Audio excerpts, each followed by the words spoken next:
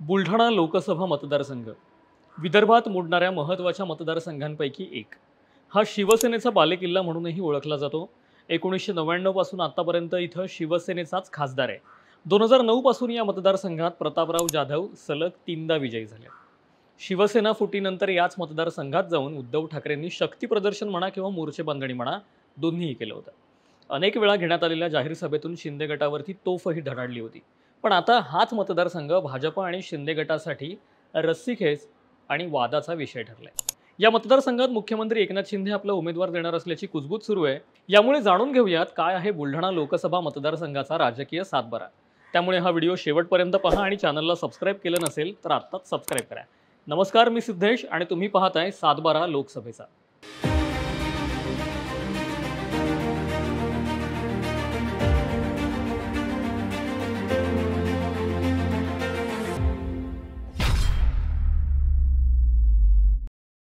व्हिडिओची सुरुवात करूयात बुलढाणा लोकसभेचा भूगोल जाणून घेण्यापासून.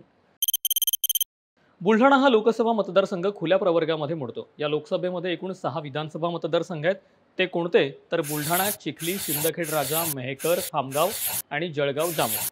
2014 मध्ये बुलढाणा लोकसभेमध्ये कोण जिंकलं आणि 2019 मध्ये कोण जिंकलं आणि किती मतांनी जिंकलं त्याचाही डेटा एकदा पाहून घेऊयात. 2014 साली प्रतापराव जाधव यांनी शिवसेनेकडून निवडणूक लढवली. प्रतापराव जाधव यांच्या विरोधामध्ये राष्ट्रवादी काँग्रेसचे नेते कृष्णराव इंगळे यांनी निवडणूक लढवली होती. यामध्ये त्यांना तब्बल 3,49,534 इतकी मतं मिळाली. पण प्रतापराव जाधव यांना 5,08,972 इतकी मतं मिळाली. त्यामुळे 1,59,438 मतांच्या फरकाने प्रतापराव जाधव विजयी झाले. आता 2019च्या लोकसभेमध्ये कोण किती मतांनी निवडून आलं तेही पाहूया. 2019 मध्ये शिवसेनेचे प्रतापराव जाधव यांनाच उमेदवारी दिली होती. त्यामुळे प्रतापराव जाधव 5,21,977 मताधिक्याने विजयी झाले. 2014 आणि 2019च्या मतांची आकडेवारी पाहिली असता त्यांना 2019 मध्ये 46,000 पेक्षा अधिक मतं मिळाली. पण 2019 मध्ये राष्ट्रवादी काँग्रेसने आपला उमेदवार बदलला होता. राष्ट्रवादी काँग्रेसने राजेंद्र शिंगणे यांना उमेदवारी दिली. यावेळी तब्बल 3,88,690 इतकी मतं मिळाली खरी, पण प्रतापराव जाधवांनी पुन्हा एकदा मोठ्या मताधिक्याने राष्ट्रवादी काँग्रेसचा पराभव केला आणि आपला गड अजिंक्यच ठेवला. आता मागच्या 2 निवडणुकांमध्ये कोण जिंकलं हे आपण पाहिलं, पण लढत शिवसेना विरुद्ध राष्ट्रवादी काँग्रेस अशीच बुलढाण्यामध्ये झाल्याचं दिसतं.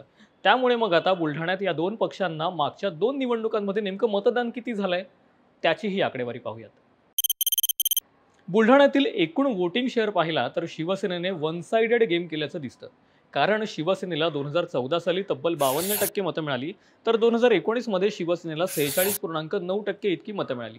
भलेही 2019 मध्ये शिवसेनेच्या मतांची टक्केवारी कमी झाली आहे, पण तरीही शिवसेनेने राष्ट्रवादीला चांगलाच दणका दिलाय.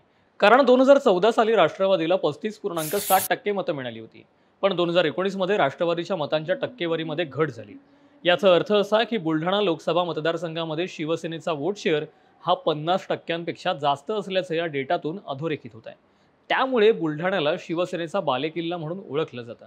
पण यामागील नेमकं कारण काय आहे हे आपल्याला आता या आकडेवारीवरून लक्षात येतं. आता आपण बुलढाणा लोकसभा मतदारसंघामधील एकूण 6 विधानसभा मतदारसंघाचा आढावा घेऊयात. मागील 2 टर्ममध्ये कुणाची किती ताकद होती ते पाहूयात.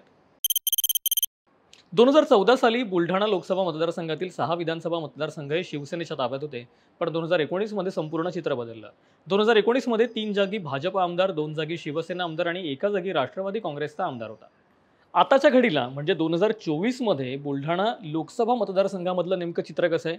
2019 नंतर महाराष्ट्राने 4 राजकीय भूकंप पाहिले आहेत. याचे पडसाद बुलढाणा लोकसभा मतदारसंघातही पाहायला मिळण्याची दाट शक्यता आहे. शिवसेना आणि राष्ट्रवादी काँग्रेसमध्ये झालेल्या फुटीनंतर बुलढाण्यात नेमकं चित्र कसं आहे? या मतदारसंघात काही बदल झालाय का?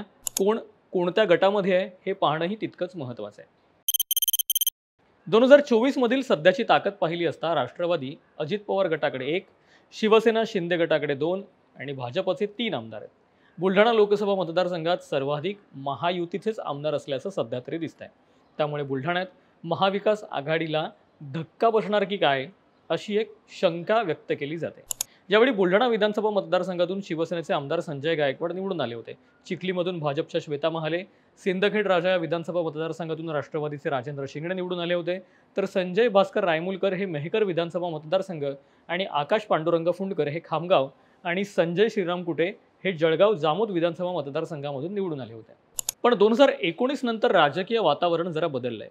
निवडून आलेले सर्व आमदार हे महायुती सोबत आहेत, म्हणजेच शिंदे गट, राष्ट्रवादी काँग्रेस, अजित पवार गट आणि भाजप सोबत आहेत. या मतदारसंघामध्ये शरद पवार गट, उद्धव ठाकरे गट किंवा काँग्रेसचा एकही आमदार नाहीये.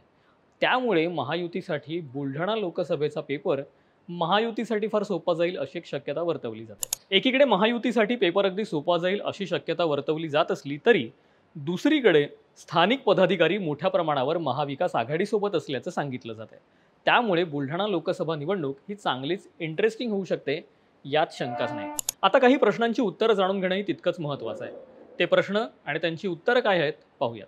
प्रश्न क्रमांक 1, उमेदवार दुसऱ्या पक्षातून आलेला होता का? तर नाही. प्रश्न क्रमांक 2, दुसऱ्यांदा निवडून आला की पहिल्यांदा? तर अर्थात दुसऱ्यांदा.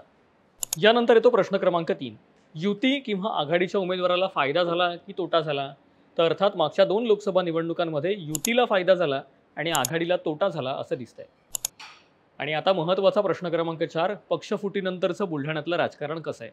तर अर्थात चुरशीचं आहे.